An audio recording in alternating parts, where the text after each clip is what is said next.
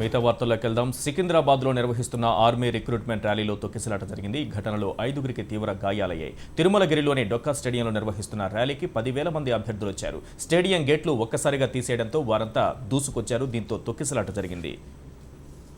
Right, పూర్తి సమాచారంతో మా ప్రతినిధి సందీప్ మనకు అందుబాటులో ఉన్నారు. సందీప్, 29 పోస్టుల కోసం 10,000 మంది పోటీ పడ్డారు. అనేక సందర్భాల్లో మనం చూసాము ఎంతమంది అభ్యర్థులు వస్తారని ఒక అంచనా ఉండాల్సిన అవసరం కనిపిస్తోంది. ఏం జరిగింది అక్కడ? నిజానికి ఆ అంచనా వేసుకోలేకపోయారా?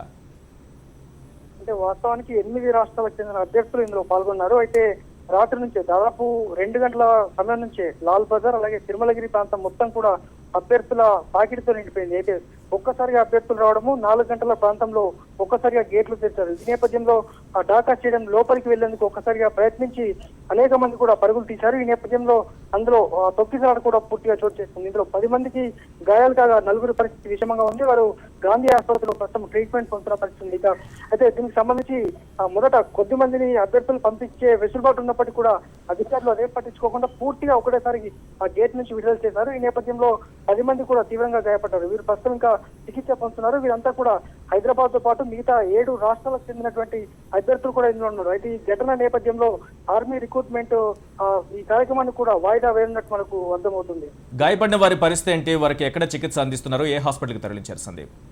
ప్రస్తుతానికి అంటే ఘటన జరగగానే 5:30 ప్రాంతంలో గాంధీ ఆసుపత్రికి తరలించారు. ప్రస్తుతం ఇంకా కూడా వీరిలో 10 మందిలో మొత్తంగా 4 పరిస్థితి అయితే విషమంగా ఉంది. వారు పూర్తిగా మాట్లాడలేని పరిస్థితిలో ఉన్నారు. ఎందుకంటే అభ్యర్థులంతా ఒక్కసారిగా వెళ్లడము, వీరిపై నుంచి తొక్కుకుంటూ వెళ్లడంతో వారికి తీవ్ర గాయాలయ్యాయి. ఒక్కసారిగా శ్రోతప్పి పడిపోయారు ఈ 4 కూడా. వారు ప్రస్తుతం గాంధీలో ఉన్నారు. దాదాపు మరొక 2 గంటల పాటు వీరు పూర్తి అబ్జర్వేషన్ ఉన్న తర్వాత వివరాలు వెల్లడించే అవకాశం ఉంది. ఇంకా ఈ ఎగ్జామ్ మాత్రం పోస్ట్ పోన్ చేసే దశలో అధికారులు ఆలోచిస్తున్నారు. Eshwar. Right, thank you Sandeep.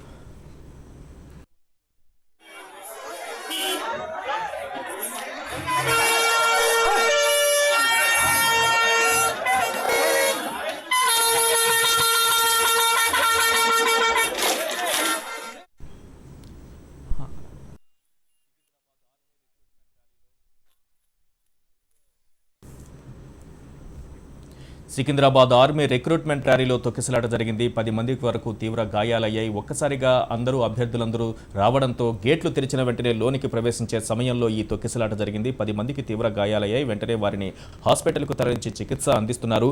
29 పోస్టుల కోసం 10,000 మంది పోటీ పడ్డారు. అయితే అధికారులు అంచనా వేయలేకపోయారు. ఎంతమంది అభ్యర్థులు వస్తున్నారన్న విషయంలో దానికి తగిన ఏర్పాట్లు చేసే విషయంలో కూడా విఫలమయ్యారనేది మనకు స్పష్టంగా అర్థమవుతోంది. అలాగే దృశ్యాల్లో కూడా మనం చూడొచ్చు గాయపడిన అభ్యర్థులను కూడా ఏ రకంగా తొక్కిసలాట జరిగిందో మనకు అర్థమవుతుంది. ఇవి బులెటిన్ విశేషాలు. మరిన్ని అప్డేట్స్ కోసం చూస్తూనే ఉండండి HM TV.